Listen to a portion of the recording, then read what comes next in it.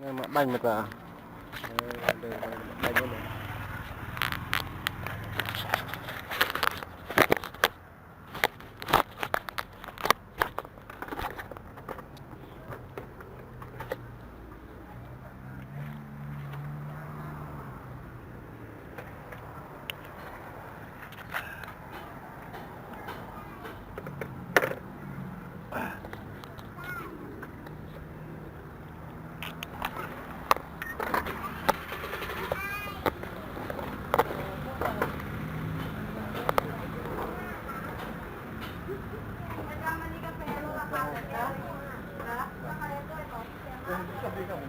Hotel lah ni.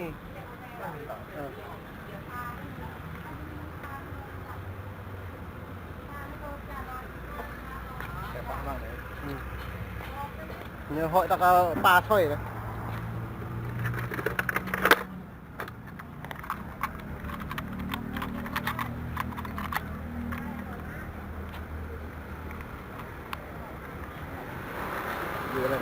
Nhớ thò ta tí nản một người thôi. Bố mình làm bề tao càng ta lệ Việt Nam bề thang về lần nghe mua như vậy. Cái lần nhà món, mà lần tình biết cái này lần nhà món. Để công an tìm loại ấy. Cái này lên còn rồi. 2 kg 22.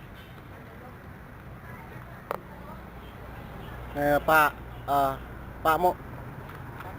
Pak mê hàng xưa.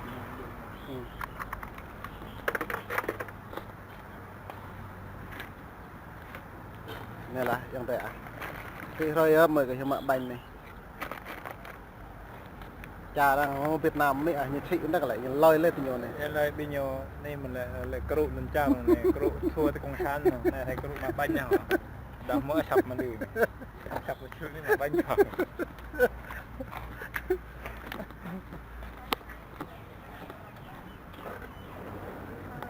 Qua đâyครับ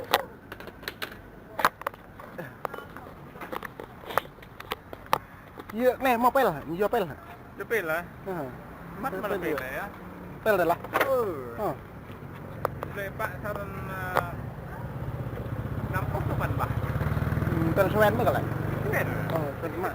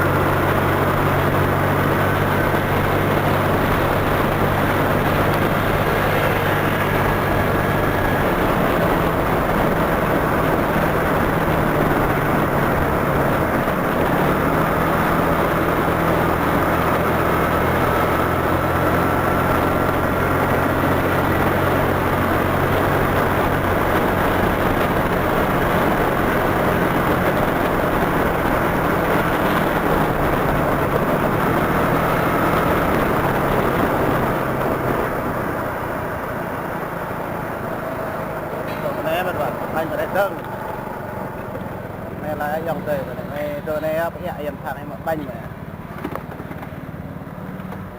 việc mình tiếp lư các em phải sang như này đi đây mà thấu đi đây đó là nhầm cắt tổng trang là tổng không là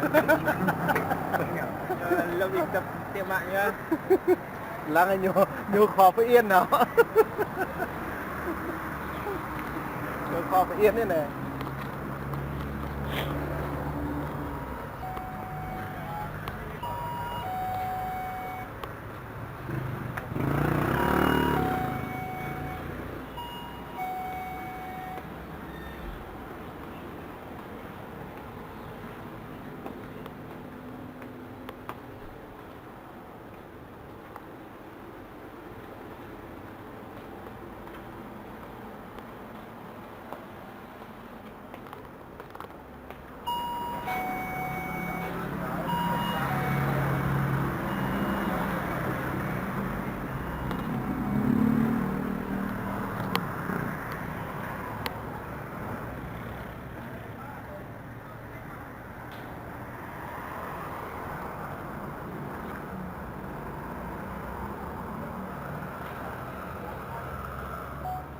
nè là dạng đấy mà mặt bánh vào này đông vừa gì phải xoay này lật tay da này khu này bánh vào này thôi á đây là nhô này họ ra là bánh ra bị lòi á đây là trộm đi trụ mà rằng bắt ta để trộm đi trụ cứ là bình rằng nón cửaยังพาnằm đi luôn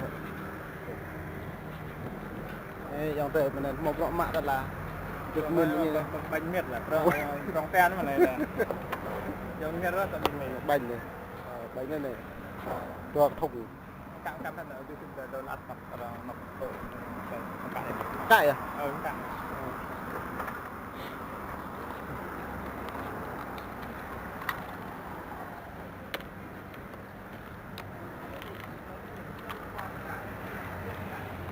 cái gì sáu hả sáu một ký sau hả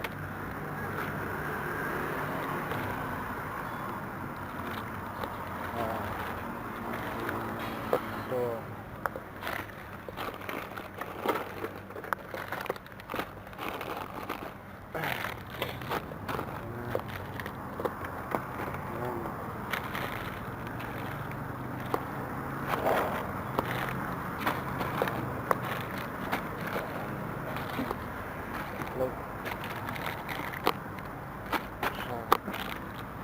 đùa lâu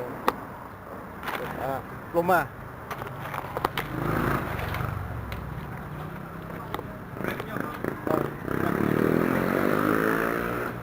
kim rùa màu này là về cái nhau đó của màu này là bạc